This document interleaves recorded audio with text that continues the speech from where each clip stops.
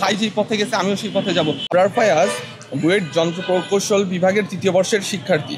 আমি আমার personal Facebook ID Abrar Fayaz থেকে গত ২৭/৫/২০২৫ তারিখে আওয়ামী দুঃশাসনের সময়ের একটি বিচার সংক্রান্ত রায়ের ব্যাপারে ফেসবুকে একটি পোস্ট করি এবং ফেসবুকে আমার মন্তব্য নিয়ে একটি পোস্ট করি। সেই পোস্টকে কেন্দ্র করে এক শ্রেণীর কুচক্রী মহল আমার ভাই আবরার ফাহাদকে জড়িয়ে অনলাইনে অযাচিত মন্তব্য করেছে এবং আমার পরিবারকে জড়িয়ে কুৎসিত গালাগালিতে লিপ্ত হয়েছে। শহীদ হওয়ার দীর্ঘ সময় পরেও আবরার ফাহাদ ভাইকে আবারও ফ্যাসিবাদী কায়দায় ট্যাগিংয়ের শিকার করা হচ্ছে এবং একই সাথে শহীদ আবরার ফাহাদের নৃশংস হত্যার বৈধতা উৎপাদনের চেষ্টা করা হচ্ছে। গত ২৮/৫/২০২৫ তারিখ আনুমানিক বিকাল ৪টার সময় আমি যখন আমার ক্লাস শেষ করে ক্যাম্পাসে ফিরে আসি তখন আমি আমার চোখের সামনে আসি যে একটি যার লিঙ্কটা আমরা দিয়েছি এবং সেখানে দেখা যায় যে এই পোস্টটি টাইমলাইনে শেয়ার করেন ঢাকা মহানগর ছাত্র ইউনিয়নের সাবেক সভাপতি শাহরিয়ার ইব্রাহিম। সাথে ক্যাপশনে লেখেন, জাসি জামায়াত এর কুত্তা আবরার ফাহাদকে হত্যা করা জায়েজ ছিল দেখ তোরা। এবং উক্ত পোস্টের কমেন্ট বক্সে জনৈক ব্যক্তি, মূলত বার্তাবাজারের পোস্টটির কমেন্ট বক্সে নওয়াজ হোসাইন ফারদিন নামক এক ব্যক্তি কমেন্ট করে লেখেন, ভাই গেছে যে পথে সেও এইটুকুই। যা বুয়েট শিক্ষার্থী ও আবরার ফাহাদের ছোট ভাই হিসাবে আমার নিকট অত্যন্ত অযাচিত, আপত্তিকর ও হুমকি স্বরূপ বলে বিবেচিত হয়। একই সাথে আমাকে ও আমার পরিবারকে জড়িয়ে অনলাইনে প্রাণনাশের হুমকি দেওয়া হচ্ছে। আমি এই সকল বিষয় অত্যন্ত উদ্বেগজনক পরিস্থিতির মধ্য দিয়ে যাচ্ছি এবং আমি ও আমার পরিবারের নিরাপত্তা নিয়ে আশঙ্কায় আছি। এই জন্যই মূলত আজকে আমরা একটা জেনারেল ডায়েরি করেছি শাহবাগ থানায়।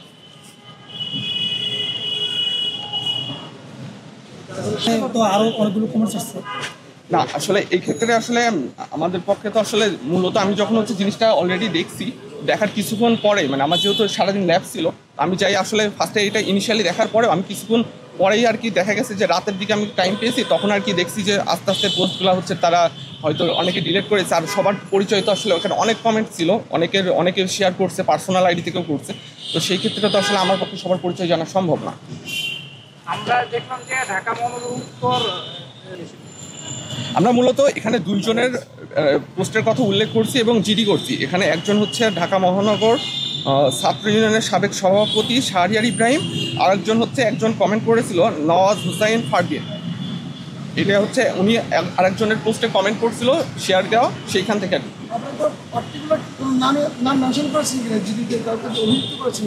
জি, এই দুইটা নামের কথাই বললাম, শাহরিয়ার ইব্রাহিম এবং নওয়াজ হোসাইন ফারদিন। ওনারা জানিয়েছেন যে পরবর্তীতে ওনারা যোগাযোগ করবেন এবং তাদের পরবর্তী পদক্ষেপ সম্পর্কে জানাবেন। এই ঘটনায় আপনি আতঙ্কিত কিনা? বা অবশ্যই আতঙ্কিত হওয়ার মতো বিষয় না। এখানে মূলত আশঙ্কার বিষয়টা আপনার যে ৬ বছর আগে মেরে ফেলা হয়েছে অলরেডি, তার জন্য তার হত্যাকাণ্ডের জন্য ২০ জনের ফাঁসির রায় আছে। তারপরেও যদি তার হত্যাকাণ্ডকে বৈধতা দেওয়ার চেষ্টা করা হয়, আমি শুধুমাত্র আমার একটা ফেসবুক পোস্টের কারণে আমার ভাইয়ের হত্যাকাণ্ড কীভাবে বৈধ হইতে পারে, আমার মাথায় জিনিসটা কোনোভাবে আসে নাই। আবার একই সাথে সেখানে এরাও বলছে যে না, এই যে ভাই যেই পথে গেছে আমিও সেই পথে যাব। অথচ এই টাইপের আমি একটা ফেসবুকে একটা মন্তব্য করছি। আমি তো এখন আমার তো ব্যক্তিগত জায়গায় আমি ফেসবুকে যদি একটা মন্তব্য করার জন্য কি আমার ভাইকে হত্যা করা কীভাবে জায়েজ হয় বা আমাকেও কেন ওইভাবে মারা হবে, এটা তো কোনোভাবেই আমার মাথায় আসে না। এটা সম্পূর্ণ একটা বড় বড় কর্মকাণ্ড বলে মনে হয়েছে। সবসময় এই ধরনের ব্যাপারগুলো চেষ্টা করি যে কোনো রকমের রাজনৈতিক দল বা কারোর সাথে কোনো রকমের যোগাযোগ না করতে, এবং তাদের পক্ষ থেকে বা কেউ তো আমাদের পক্ষের সাথে যোগাযোগ করার চেষ্টাও করে নাই। অতি শীঘ্রই কয়েকদিন আগে স্বাধীনতা পদক পেয়েছে এবং যার হত্যাকাণ্ড খুবই আলোচিত একটা ঘটনা এবং আমাদের যে বর্তমান যে প্রেক্ষাপট সেটাতেও অনেক এই ঘটনাটার অনেক প্রভাব ছিল। তাকেই যদি এখন আবার হত্যাকাণ্ডকে যদি বৈধতা দেওয়া হয়, তাইলে জিনিসটা তো আমাদের সবার জন্য হুমকি। শুধুমাত্র যে আমার জন্য ব্যাপারটা এমন না, এই জন্য মূলত আমি নিজের জন্য হুমকি ফিল করছি, কারণ আমি নিজেও ঢাকাতে থাকি, একা থাকি, আমি হলে থাকি, অবস্থান করি। এখন তো সবসময় তো সাথে তো কেউ থাকে না, এই জন্য। আচ্ছা।